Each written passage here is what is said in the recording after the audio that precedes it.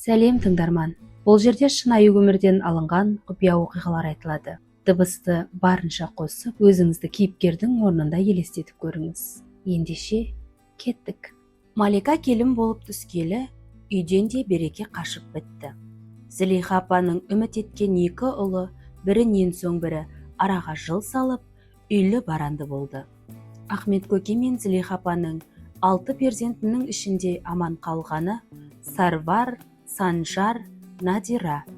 Құрсағына біткен шаранасы шетіне бергесін, осы үшеуін уфлеп жүріп, Алланың қалауымен әзер тапқан Зілиха апаның жастайынан денсаулығы сыр беретін. Келін түссе қолы мұзарар деумен, үй шаруасына әупірімдеп жүріп, қызы екеулеп үлгеруге тырысатын. Десе де, ұлдарының сүйген сұлуларын дүркіретіп ұзатып, ұланасыр тойын жасауды отағасы екеуі ұзақ күтті. Тілегі періштенің құлағына шалынып, тойдың ауылы жақындаған. Үлкен келіні Сабираны тұңғышы Сарварға ортақ достары арқылы таныстырып, отауын құрды. Сарвар үйдің үлкені болғасын, әке-шешесінің сөзін жерге тастамай, үнемі інісі мен қарындасына үлгі көрсетуге тырысатын. Анасына қатты жаны ашып, әркез көмекке ұмтылып тұратын. Сабираны бір көргеннен ақ ұнатып, анасының таңдаған қызын өзіне жар етуден қашпады. Екеуі бір-біріне саймасай қосылған дерсіз.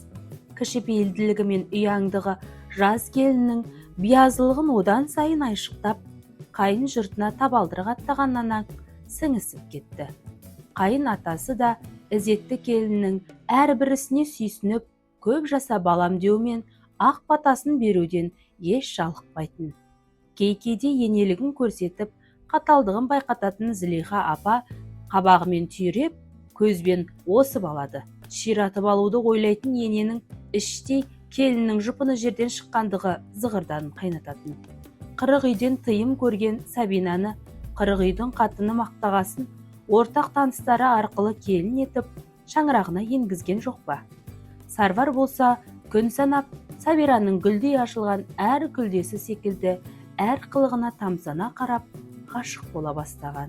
Қайынысы Санжар мен сөзі жарасып, қайын сіңілісі Надираның сырласына айналған Сабираның болашақта абысынымен де арасы жақсы боларына Зілиха апа мен Ахмет атаның көзі анық жететін. Бірақ жыл өтпей шаңырақ тіккен Санжардың сүйгені Малика барлық күткен үмітті ақтамады.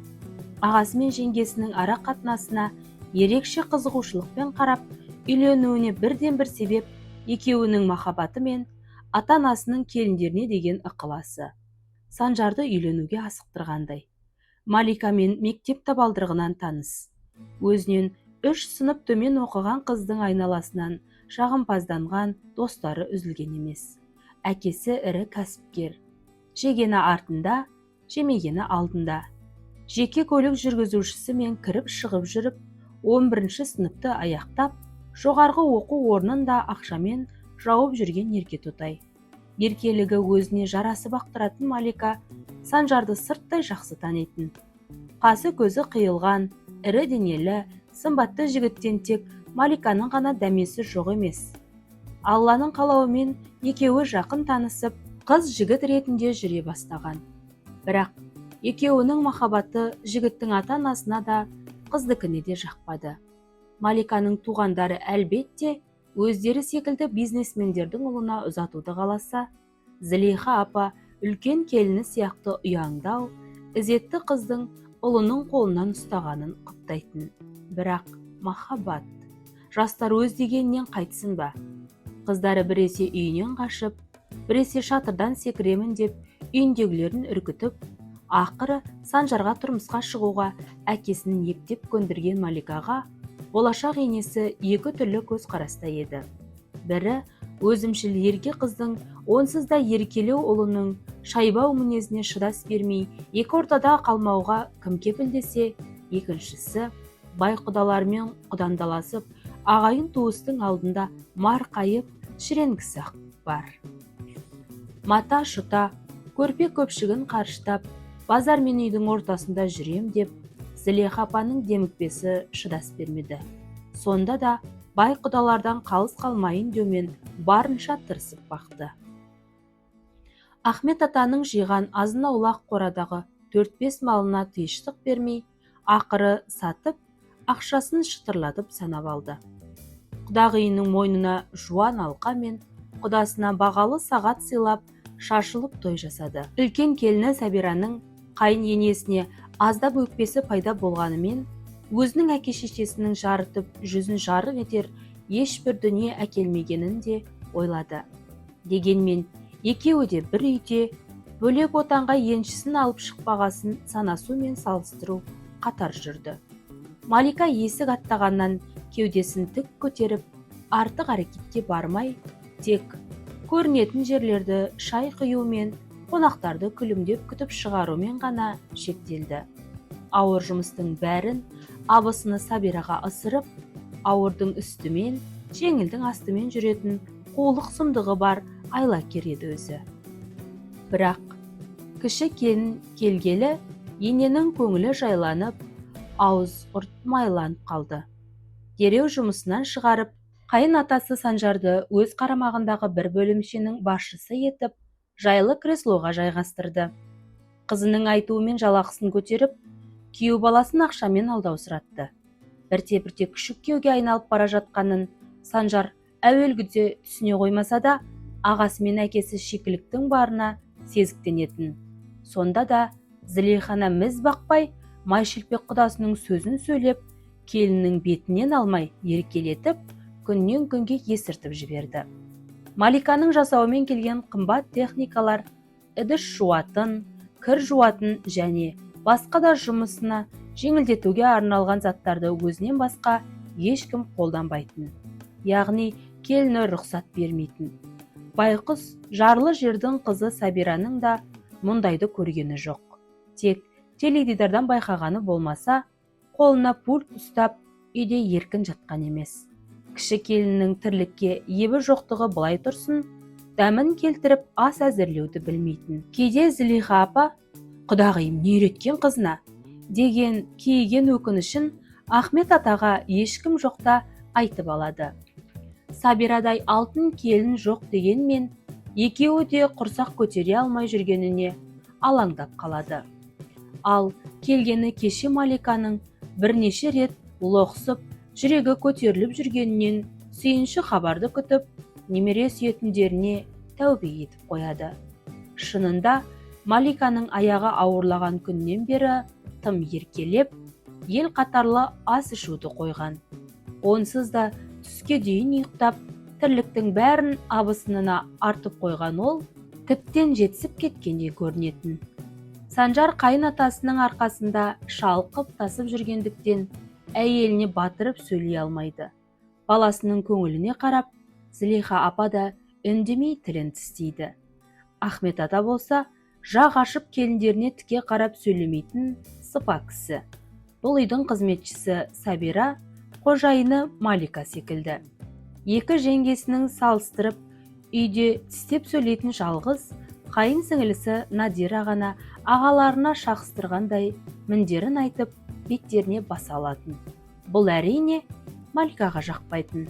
Сөз арасында, сен бай алмай, құдай алмайдау деп, қыздың қытығына тиіп, ақыр соңы екеуі жанжалдасып тынатын. Қой дегенге қоя қоятын қыз болсашы, ол да ерке, кенжетай. Үлкен жеңгесінің әдебіне қанық болған бойжеткен кіші жеңгесінің шолжаңдығын мүлдем ұнатпайды. Екеуінің жұлдызы қарсы. Ешкімнен тайсалмай, сол үйдің ерке қызымен бірге бір ұрысып, одан қалса барлығының берекесін қашырып, мезі ете бастаған Маликаның мінезіне Зілиха апаның да қаны қарайып, жүрегі сыр бере бастаған. Қалайда қызын ұзатып, құтты орнына қондыруды ойлады. Надираның да ұясынан ұшатын шағы. Бірақ дәл бұлай жеңгесімен ұрысып үйден қашып кетуді ешқашан ойлаған емес. Бірақ бәрі де адамның ойлағанындай бола бермейді екен. Ара-тұра абысынымен де сөзге келіспей, жанжал шығарып жүретін Маликаның қылықтары үй ішінің берекетін алды. Бұл мәселенің жалғыз шешімі кенже ұлы мен келінін бөлек шығарып, еншісін беру. Ахмет ата мен Зылиха апаның ақылдасып отырғанын ту сыртынан тың-тыңдап жүріп естіп алған келін дереу анасына хабарласып, жақсы жаңалығымен бөлісті. Анасы да қарап қалмай, дереу әрекетке көшті. Жұмыстағы әкесіне дереу қызына үй-жай қарастыруын сұрайды. Бұл орайда Зылиха апаларды үлкен ұлына деп көтерген ауыл шетіндегі үйге жөндеу жұмыстарын бастап кеткенді. Ертелікте соғылған 2 бөлмелі үй болғанымен, ауласы кең, бау-бақшасы жайқалып ақ тұрды. Жүгін арқалап, жүк көлігіне тиеп, үйге жайғастырмақ болғанда жыламсырап, «Ондай үйде тұра алмаймын. Тар әрі қорқынышты» деген Малика ата-анасын шақыртып, солармен бірге төркініне кетіп қалады. Кіп-кішкентай келіннің кесапаттығына күйінген үлкендер демін ішке тартып, кері қайтты. Келіншегіне қырсығып, бір жеті үйден шықпай жатып алған Санжар болса, түкке түсінер емес. Бұл үйде де мұрны қанап, басы ауырып жүрген жоқ қой. Бар жұмысты анам мен жеңешем жасап, оған шәугімді көтеру ауырлық қылса, қатын маған не керек деп, өзінше ажырасамын деген шешім қабылдаған. Қайдағы? Тез үйге кел. Неменеге шіреніп жатырсың? Жоқ әлде алдыңа мен баруым керек пе? Деген қайынатасының қоңырауынан соң орнынан ұшып тұрды. Сүмірейген күйеу қайын жұртына беттеп, Маликаның есігін қақты. Ол да міз бақпай, көкірегін керді де бөлмесіне кіріп кетті. Ақыры бұл отбасынан жай кете алмайтынын 3 сағаттық мәжілістен кейін бек ұғынған Санжар, тұрыңдар деп қолына лақтырған кілттің құлпын ашатын үйге Маликаны қоса ала кетті. Барлық жағдайы жасалған. Көп қабатты үйдің 4 бөлмесінде өмір сүру қандай рахат еді. Бірақ Маликаның қылығына төзу мүмкін болсашы. Өмірінде бір әйел болып ас әзірлеп, сәндеп дастархан жайған емес. Төңіректегі мейрамханалардың VIP тұтынушысына айналғалы қашан. Үйдің тамағын сағынғанда әке-шешесінің үйіне барып, анасының қолымен түйген түшпәрасына тояттана жеп қайтады. Баласының жағдайына жіті қанық Зылиха апа да артық сұрақсыз көңілін аулап, барынша сабырға шақырып бағатын. Солай күндер де өте берді. Малика келінге: «Әй» дейтін әже, «қой» дейтін қожа жоқ. Ата енесінің үйіне еншісін алғалы келген емес. Енші демекші, кейде Санжар екеуі соған бола сөзге келіп қалатын. «Сенің ата-анаңның міндеті бізді үй-жай қылу, менің әкемдікі емес» деп жиі сөзбен тістеп отыратын Маликаның мінезіне шыдау мүмкін болмады. Ажырасқысы келеді. Бірақ әлі өмірге келмеген баласын қимайды. Бір жағы жайлы өмірден де бас тарта алмай жүргенде анасының да денсаулығы сыр беріп, ауруханаға түсіп қалады. Күн ұзақ баласының тағдырына алаңдаумен ақ, онсыз да шайлығып жүрген жүрегіне ауыртпалық түсірген Зылиха апа отбасындағыларды алаңдатып қойды.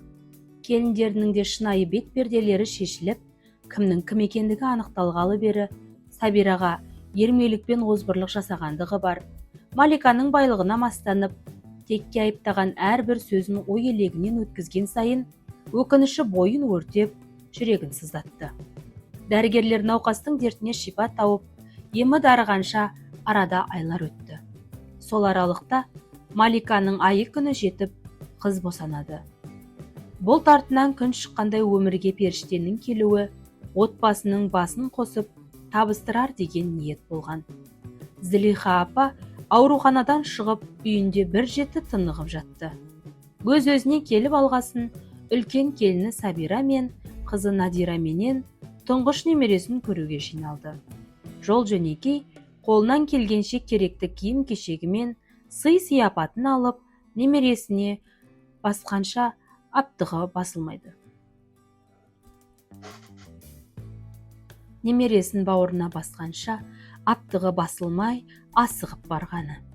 Бұлардың алып ұшып жетіп барғанын жақтырмаған Малика болса, шекесін тыжырайтқан күйі қызын құшақтап, креслода отыра берді. Сабира сасқанынан шай дайындап, тоңазытқыштағы етті алып қазанға салғаны сол еді. «Жеңше, етке тимеңіз» деген Маликаның сөзі намыстарын күйретіп, ызаға булықтырып жіберді. Келгендеріне өкінгендей кейіппен үшеуі үнсіз бірнеше минут отырды. Немересінің бетіне қарап, түкіріп, «Тіпәй жаман» деді де шайға қарамастан үйден шығып кетеді.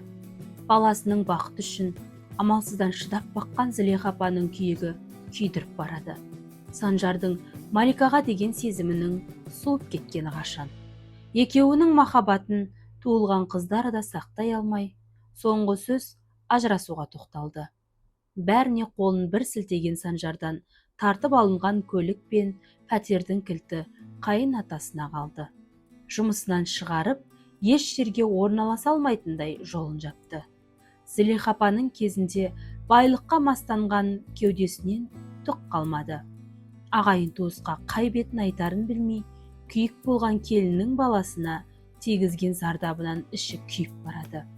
Көп ұзамай Санжар мен Малика заңды түрде ажырасып, қыздары анасының қолында қалды. Мөлде қызды көрсетпей қойған келіншек араға жыл өтпей-ақ басқа біреуге тұрмысқа шығып кетеді. Мұны естіген қайын жұрты келінді емес, өздерінің қаны немересіне алаңдап қала берді. Ал Санжар болса, ұзақ уақытқа шейін үйленбей жүріп алды. Аузы күйген үріп ішер дегендей, қыздардан бір жағы аяқ тартып, қорқып қалғандай. Осындай бір қалыпты шырғалаң өмірден шаршаған отбасының үйінде де бір күні күннің жарық сәулесі шашылды. 4 жылдан бері бір сәбиге зар болып, құрсағын қорып жүрген Сабираның аяғы ауырлап, өзі сияқты сұлу қызды өмірге әкеледі.